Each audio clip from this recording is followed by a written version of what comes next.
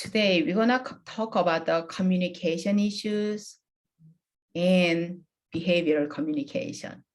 So we say all human behaviors are form of communication. That's where functional behavior assessment comes.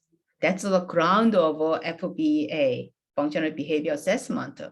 Because a functional behavior assessment means we observe the child behaviors, and through that behavior, what child tried to say through their behavior, that's the function.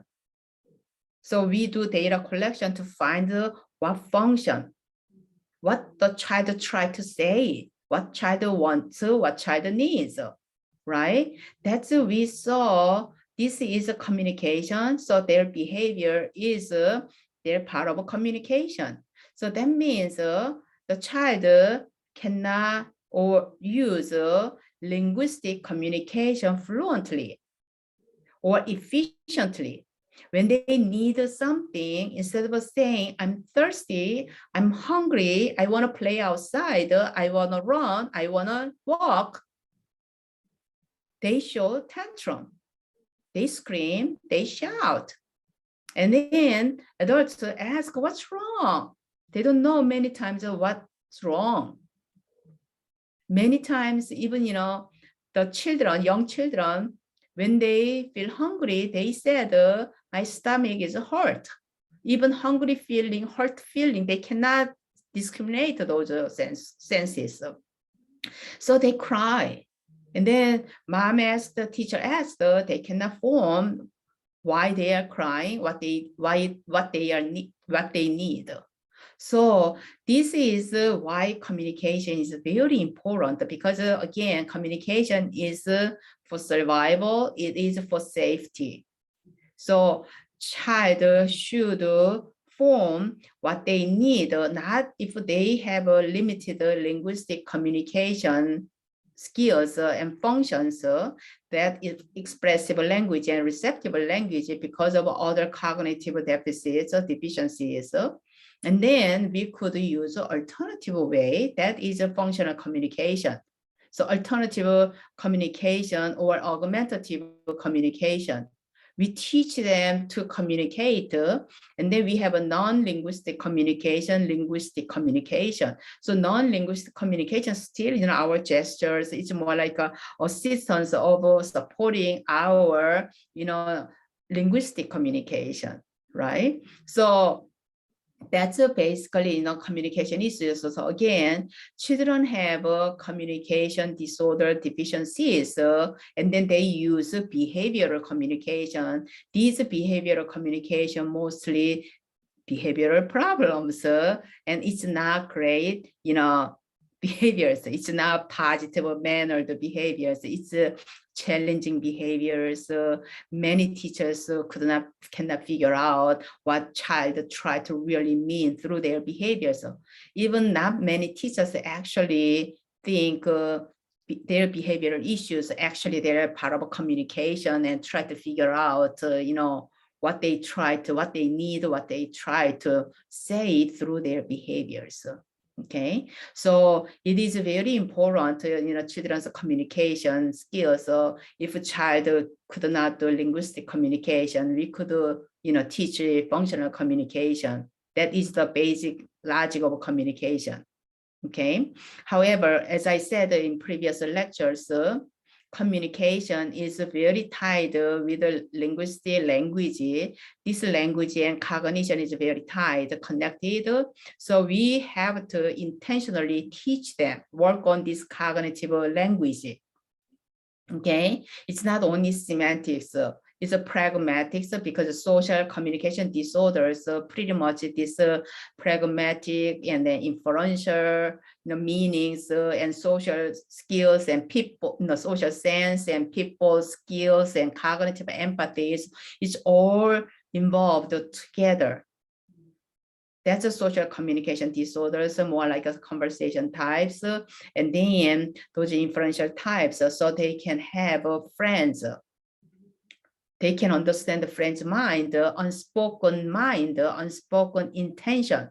It is very hard. However, these children, until the person, clearly say, inform the spoken language, they don't get that.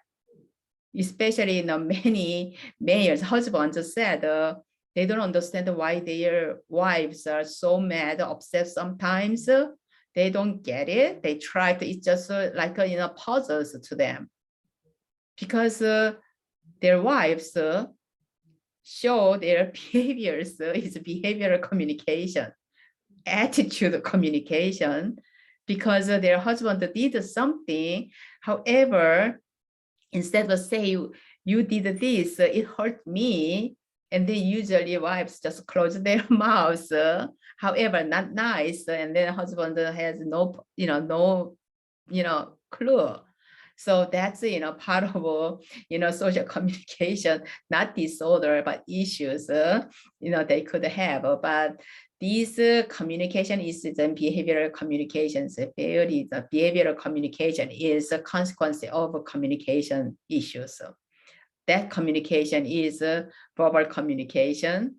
So, more like, social levels. So not social levels, but, basic needs. So we have to teach children properly communicate.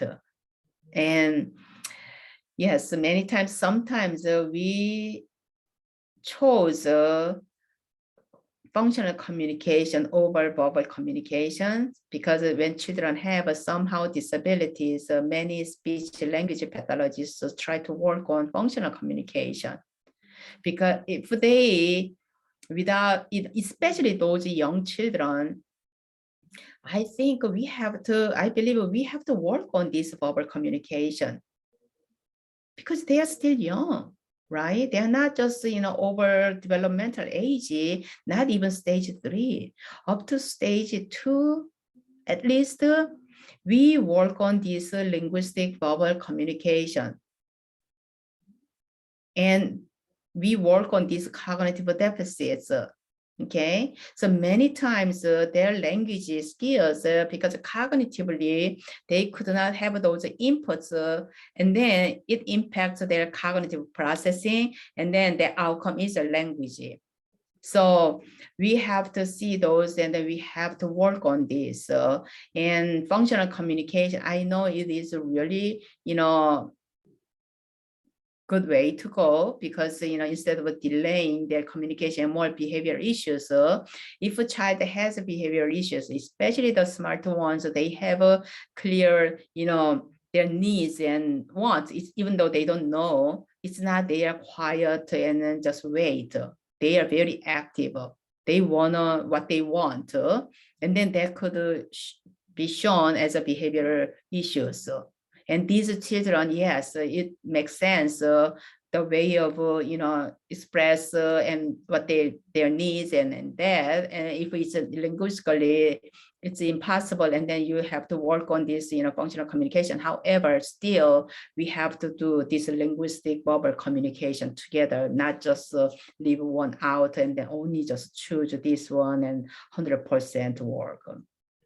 Okay, so that's, what I believe this communication really, students, number one, students have to have these communication functions. So, and then, or they will start, behavioral communication, and then a lot of challenging behaviors. Classroom teachers suffer with, student communication, behavioral communication, and these are the ties of it with this communication, functions.